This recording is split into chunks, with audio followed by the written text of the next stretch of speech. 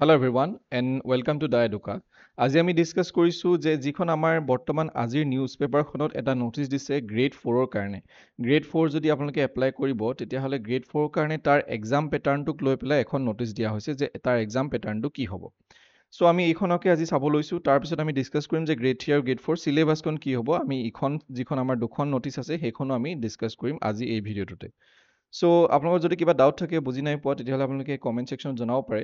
So ইয়াত first কৈছে যে তেওঁলোকে আগতে এখন নটিফিকেশ্যন দিছিলে আৰু সেইখন এক্সটেণ্ড কৰি পেলাই তেওঁলোকে এইখন নটিফিকেশ্যন আকৌ উলিয়াইছে। ইয়াত তেওঁলোকে কৈছে দুটা কেটেগৰীৰ কথা। যদি আপোনালোকে গ্ৰেড 4 ক্লাছ 8 যদি আপুনি পাছ কৰা হয় তেতিয়াহ'লে আপোনালোকে গ্ৰেড 4টো এপ্লাই কৰিব পাৰিব, তেতিয়াহ'লে আপোনাৰ কেটেগৰী 1 হ'ব। আৰু যদি আপুনি ক্লাছ 10 পাছ কৰি থৈছে বা মেট্ৰিক পাছ কৰি থৈছে বা তাৰ সমসাময়িকভাৱে বা তাৰ নিচিনাকৈ যদি আপুনি ITI পাছ কৰিছে, হয় নাই, তাৰ ইকুইভেলেণ্টলি যদি আপুনি ITI পাছ কৰিছে, ৱায়াৰমেন হৈ গ'ল, ইলেক্ট্ৰিকেল হৈ গ'ল, ফিটাৰ, ৱেল্ডাৰ, মেচিনিষ্ট, ইলেক্ট্ৰনিক্স বা মেকানিক বা যিয়ে নহওক, সো গভৰ্ণমেণ্ট এটা যদি অৰ্গেনাইজেশ্যনৰ পৰা আপুনি যদি পাছ কৰিছে তেতিয়াহ'লে আপুনি ছেকেণ্ড কেটেগৰীটোত পৰিব। তাৰমানে এটা কেটেগৰী হৈছে ক্লাছ 8 পাছ আৰু আনটো কেটেগৰী হৈছে ক্লাছ 10 পাছ বা আমি ITI পাছ বুলিও আমি ক'ব পাৰোঁ। যদি কোনোবাই ক্লাছ 8ৰ পিছতো ITI কৰিছে দেন সেইটো তেতিয়া আপুনি এই 10 পাছ কেটেগৰীতে আপুনি পৰিব। সো এই দুটা কেটেগৰীৰ কাৰণে আমাৰ এক্সামটো হ'ব গ্ৰেড 4 বুলি আমি ক'ম। গ্ৰেড 4 পোষ্টৰ কাৰণে আমি এই দুটা কেটেগৰী কি কৰিব, এক্সামটো দিব। তো ইয়াৰ চিলেবাছখন আমাক চিম্পলি আমি ডিছকাছ কৰিম বাৰু। তাৰ লগতে ইয়াত কোৱা হৈছে চিলেবাছখন কেনেকুৱা ধৰণৰ হ'ব যে ক্লাছ 8 পাছ কৰাসকলৰ কাৰণে ক্লাছ 8লৈকে আমি যিখিনি পঢ়িলোঁ SCRT মানে SCRT মানে হৈছে সেৱা বৰ্ডত আমি স্কুলত অসমীয়া মিডিয়াম বা ইংলিছ মিডিয়ামত আমি যিখিনি পঢ়িছোঁ সেইখিনি আমাৰ বেছিকেলি আহিব, তাৰ ওপৰত ভিত্তি কৰি আমাৰ কুৱেশ্যন আহিব। তাৰপিছত আমাক কৈছে যে নেক্সট কেটেগৰীটোৰ কাৰণে যিবিলাকে মেট্ৰিক পাছ কৰিছে বা ITI পাছ কৰিছে তেওঁলোককো তাৰ মানে নিচিনাকৈ সেইটোৰ ওপৰত বেছ কৰিয়ে ক্লাছ 10লৈকে আমি যিখিনি পঢ়িছোঁ বা ITIত আমি যিখিনি পঢ়িছোঁ তাৰ ওপৰত ভিত্তি কৰি আমাক এইখিনি কুৱেশ্যন সোধা যাব। সো আমি যিখিনি পাছ কৰিছোঁ আমাক সেইটোৰ তুলনাতে আমাক কুৱেশ্যনখিনি আমাক সুধিব। দুইটা কেটেগৰীতে ক্লাছ 8 পাছ হৈ গ'ল বা ক্লাছ 10 পাছ বা আমাৰ ITI পাছ। ঠিক আছে, এতিয়া তাত ছাবজেক্ট আমাৰ কি থাকিব, ৰিটেন এক্সামিনেশ্যনত আমাৰ ৰিটেন এক্সাম হ'ব, হয়নে, ৰিটেন এক্সাম হ'ব। তাৰপিছত আমাৰ মানে পেটাৰ্ণটো আমাৰ আগৰবাৰ নিচিনা ছেম হ'ব। সো ৰিটেন এক্সামত আমাৰ কি থাকিব, ইংলিছ থাকিব, ছ'চিয়েল ষ্টাডিজ, মেথমেটিক্স আৰু জেনেৰেল নলেজ আৰু মেণ্টেল এবিলিটি আৰু লজিকেল ৰিজনিং। ইয়াৰ আমি ছাব টপিকখিনি পাছত ডিছকাছ কৰিম, মই জাষ্ট আজি নটিচখন ডিছকাছ কৰিব বিচাৰিছোঁ। তাৰপিছত তেওঁলোকে এইটোও কৈছে যে আপোনালোকে এক্সামটো আছামিজ মিডিয়াম, বেংগলী, ইংলিছ, বড়ো আৰু হিন্দীত এই 5টা লেংগুৱেজত দিব পাৰিব।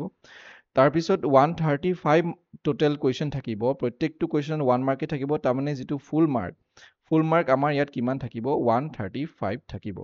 ফুল মাৰ্ক 135 থাকিব। আপোনালোকক সময় দিয়া হ'ব 2 ঘণ্টা 30 মিনিট, তাৰমানে আঢ়ৈ ঘণ্টা, মানে 150 মিনিট আপোনালোকক দিয়া হ'ব।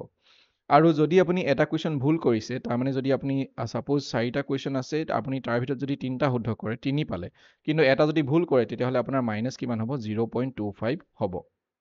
ঠিক আছে, তাৰমানে ইয়াত 2.75 হ'ব। আপোনাৰ এইটো মাৰ্কছ, আপোনাৰ ফাইনেল মাৰ্কছটো এইটো হ'ব। সো নিগেটিভ মাৰ্কিং এবাৰ এড কৰা হৈছে, 0.25 আপোনাৰ নিগেটিভ মাৰ্কিং আছে যদিহে আপোনাৰ ভুল হয়। The date and time of written examination will be, তাৰপাছত আপোনালোকক যিটো কেতিয়া হ'ব এক্সাম আপোনাক বৰ্তমান একচুৱেলি কোৱা হৈছে যে আপোনালোকৰ এক্সাম কেতিয়া হ'ব, তথাপিও ফাৰ্ডাৰ আকৌ নটিফিকেশ্যন আপোনালোকক অফিচিয়েল নটিফিকেশ্যন উলিওৱা হ'ব।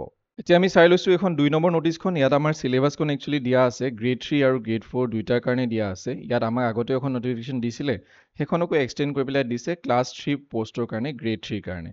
এতিয়া গ্ৰেড 3টো বেলেগ আছে আমাৰ। প্ৰথমে আমি গ্ৰেড 4টো ডিছকাছ কৰিলোঁ, এইখন হৈছে আমাৰ গ্ৰেড 3।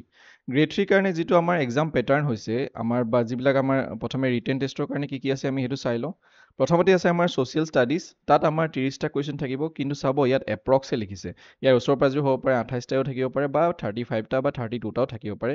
একজেক্টলি 30টা নাথাকিবও পাৰে। পাছত আকৌ এক্সাম হৈ যোৱাৰ পিছত এইটো নক'ব যে ছ'চিয়েল ষ্টাডিজৰ 30টা কুৱেশ্যন নাহিলে বুলি। ঠিক আছে, সো এইটো এপ্ৰক্সিমেট এটা ভেলু তেওঁলোকে দিছে। 30টা, জেনেৰেল নলেজৰ আহিব 35, লজিকেল ৰিজনিঙৰ 20টা, জেনেৰেল মেথমেটিক্সৰ 30টা, জেনেৰেল ইংলিছ নৰ্মেল যি আমাৰ ইংলিছ 10টা থাকিব, ৰিডিং কম্প্ৰিহেনশ্যনৰ আমাৰ ইংলিছ তাৰমানে 25। তো আল্টিমেটলি চাব গ'লে ইংলিছৰ আমাৰ 35 আহিব। ইংলিছৰ ৱেইটেজটো অকণমান বেছি আছে বুলি আমি ক'ব পাৰোঁ। ঠিক আছে, সো আমি ইয়াত যদি চাওঁ টোটেল আমাৰ কুৱেশ্যন কিমান হৈ গ'ল, 150 হৈ গ'ল, আৰু টোটেল মাৰ্কছ হৈ গ'ল 175। আৰু আমাক সময় কিমান দিয়া হ'ব, 3 ঘণ্টা সময় আমাক দিয়া হ'ব।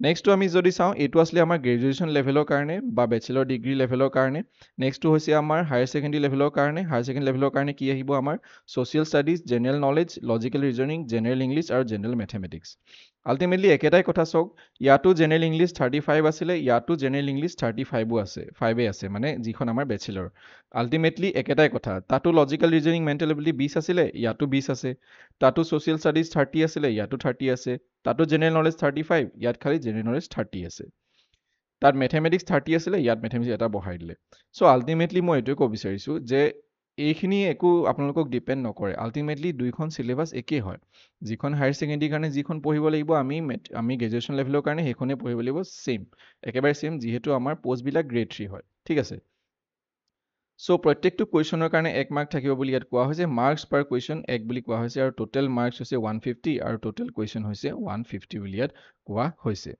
ইয়াত খালি অলপ আমাক এটা ছাৰপ্ৰাইজিং আছে যে ইয়াত ৰিডিং কম্প্ৰিহেনছৰ কাৰণে পাৰ কুৱেশ্যন 2 মাৰ্কে থাকিব সেইকাৰণে ইয়াত টোটেল মাৰ্কটো 175 হ'লগে কিন্তু বাকীখিনিত আমি ৰিডিং কম্প্ৰিহেনছন আৰু ইংলিছ লেংগুৱেজটো বাদ দি বাকীখিনি যদি আমি চাওঁ বাকীখিনিত এটা কুৱেশ্যনত 1কে আছে কিন্তু এটা অকল ৰিডিং কম্প্ৰিহেনছন আৰু ইংলিছ লেংগুৱেজত 2কে থাকিব সেইবুলি ইয়াত কোৱা হৈছে যাৰ কাৰণে টোটেল মাৰ্কছটো 175 হৈছেগে চ' এইটো ইমান টেনশ্যন ল'বলগীয়া একো নাই একেখনে চিলেবাছ আমি বহুতে কৈ আছোঁ এতিয়া বহুত হাইপ হৈছে বেলেগ বেলেগ চিলেবাছ দিছে কাৰোবাৰ মুখ ঘূৰাই পৰি গৈছে তেনেকুৱা একো নহয় একেখন ছেইম চিলেবাছ অসমত আৰু সুধিবলগীয়া বস্তু আছে কি কওক বেলেগ কিবা অসমত বুলিয়ে নহয় গোটেইখিনিতে আৰু বেলেগ কিবা সুধিবলগীয়া বস্তু নতুনকৈতো কোনো উদ্ভাৱন কৰিব নোৱাৰে এতিয়া হিষ্ট্ৰীটো হিষ্ট্ৰীয়ে কোনো হিষ্ট্ৰীটো চেঞ্জ কৰিব নোৱাৰে কথাটো এনেকুৱা চব ছেইমেই হয় অকল আমাৰ সলনি হয় যদি কাৰেণ্ট এফেয়াৰ্ছটো সলনি হয় তাৰ বাহিৰে একো নাই কুৱেশ্যন বেছ যদি চাওঁ চ' বাকীখিনি ইমান টেনশ্যন ল'বলগীয়া একো নাই ছেইম চিলেবাছ যোৱাবাৰ নিচিনা ছেইম চিলেবাছ আৰু এইটো হৈছে HSC মানে আমাৰ মেট্ৰিকৰ লেভেল HSLC আৰু এইটো ড্ৰাইভাৰ পষ্টৰ কাৰণে হয়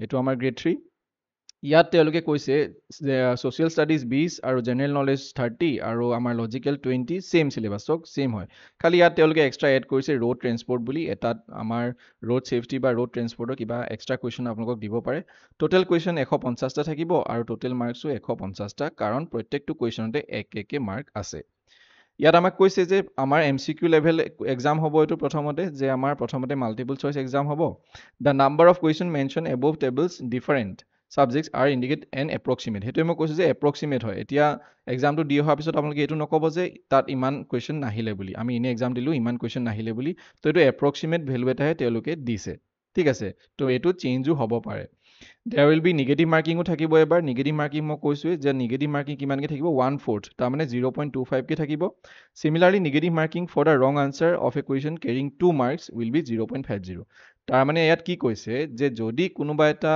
কুৱেশ্যনত 1 মাৰ্ককৈ আছে তেতিয়াহ'লে তাৰ নিগেটিভ মাৰ্কিং 0.25 হ'ব তাৰমানে 0.25 মানে 1/4 ঠিক আছে আৰু যদি কোনোবা এটা কুৱেশ্যনত 2 মাৰ্ক আছে যেনেকৈ আমি ইয়াত পালোঁ যে জেনেৰেল ইংলিছত কিমান আছিলে যে জেনেৰেল ইংলিছত ইয়াত 2 মাৰ্ক আছিলে হয়নে জেনেৰেল ইংলিছত ইয়াত 2 মাৰ্ক আছিলে বেচেলৰ ডিগ্ৰীৰ কাৰণে তো তেনে ক্ষেত্ৰত কি হ'ব তাৰ যদি 2 মাৰ্কৰ 2 যদি আমি 1/4 উলিয়াওঁ তেতিয়াহ'লে কিমান হ'ব এইটো 0.50 হ'ব তাৰমানে 0.5 হ'ব চ' যদি কোনোবা এটা কুৱেশ্যনত 2 মাৰ্ক আছে তেতিয়াহ'লে আপুনি যদি সেইটো ভুল কৰে তেতিয়াহ'লে 0.50 আপোনাৰ যাব যদি কোনোবা এটা কুৱেশ্যনত যদি 1 মাৰ্ক আছে যদি আপুনি সেইটো ভুল কৰে তেতিয়াহ'লে 0.25 আপোনাৰ নিগেটিভ মাৰ্কিং লাগিব নেক্সট আমাক কৈছে selecting more than one option of a question will be treated as wrong answer obviously সেইটো আমি সকলোৱে জানো যে আমি এনেকৈ গোল কৰা যদি থাকে আমি দুটাত যদি এনেকৈ গোল কৰি দিওঁ সেইটো আপোনাৰ ৰং আনচাৰ সেইটো আপোনাৰ নিগেটিভ মাৰ্কিং লাগিব ইয়াতো আপোনালোকে 5টা লেংগুৱেজত এক্সামটো দিব পাৰিব আছামিজ বেংগলী ইংলিছ বড়ো আৰু হিন্দী আৰু ডেট এণ্ড টাইমটো আপোনালোকক পাছত মেনশ্যন কৰা হ'ব সেইটো ইয়াত কোৱা হৈছে